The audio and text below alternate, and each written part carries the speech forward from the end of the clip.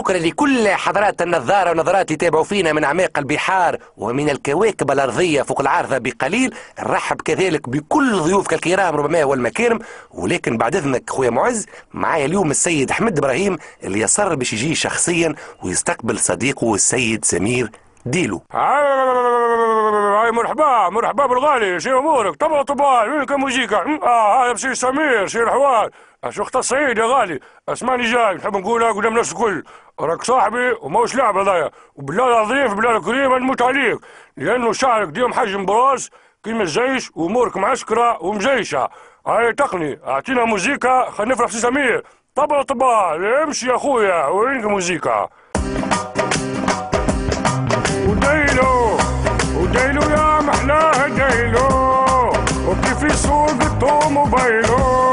وديلو لو يجينا للمعارضة النهضة كلهم يبيلو.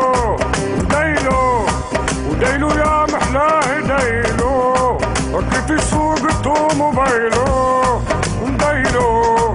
ديلو يا سواد ديلو، واللي ارتاح في ديني ديلو. وينك يا ديلو يا غالي؟ من اللعب يا سيدي يا الفن صحيح. ان شاء الله ما عجبتكم الغنايه يا ديلو، وقفوا انتم مع ديلو وانا توفيق اني ماشي مع الميليتار باش نقيلو. ما ديلو ضايع عيني يا غالي. طبعا لا يا هتقول.